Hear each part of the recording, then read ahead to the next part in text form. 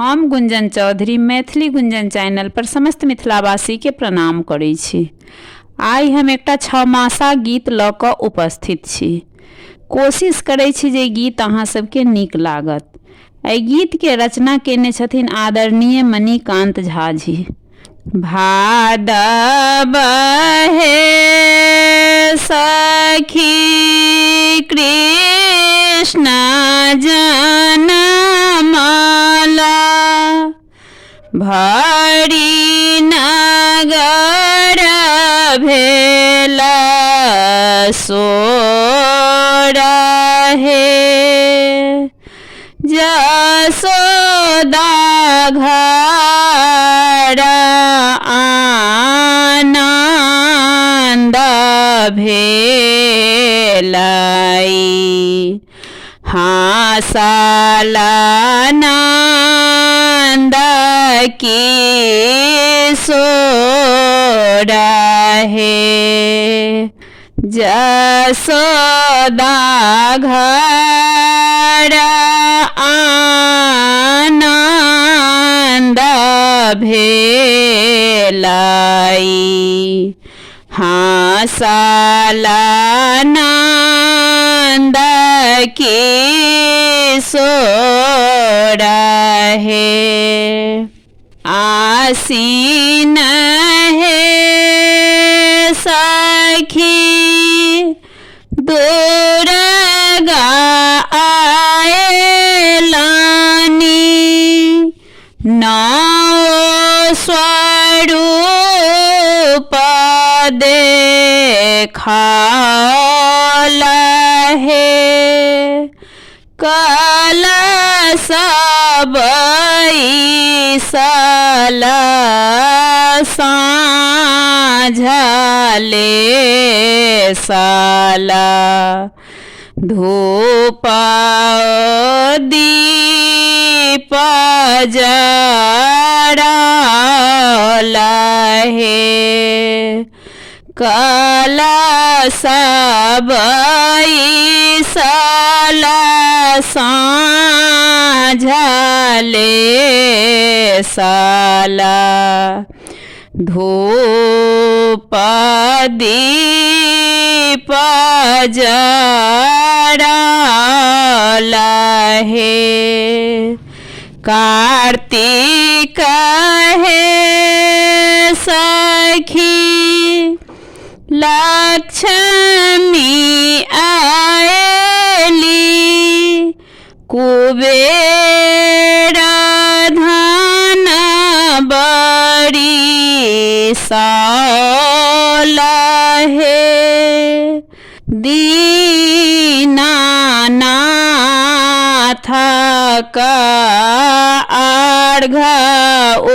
उठालानी, आकाश दीप टांगल हे,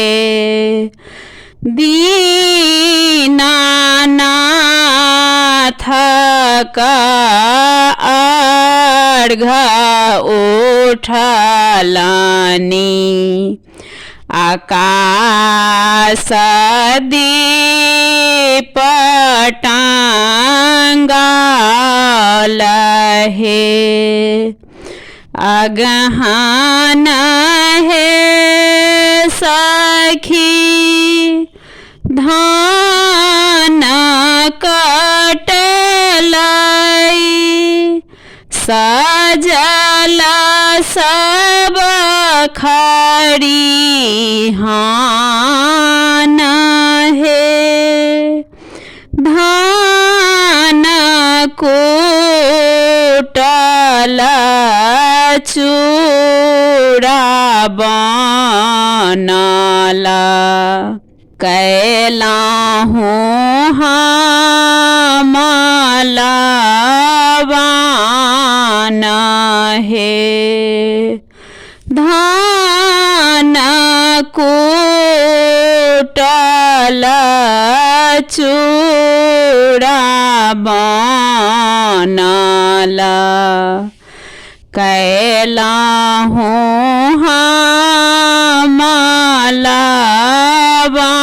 मालावाना है पूसा है सखी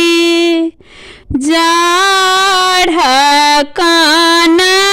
काना हार हार का पौला है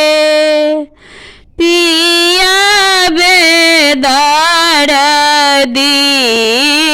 दूर रही काए कामिनी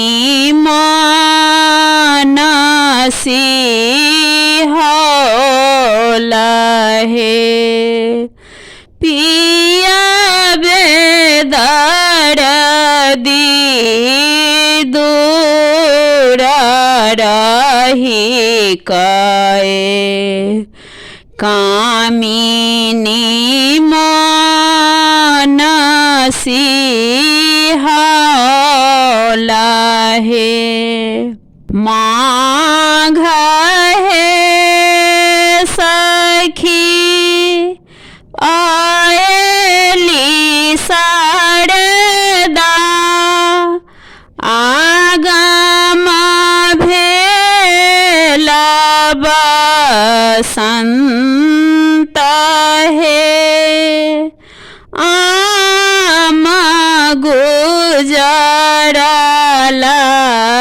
देह सिहरला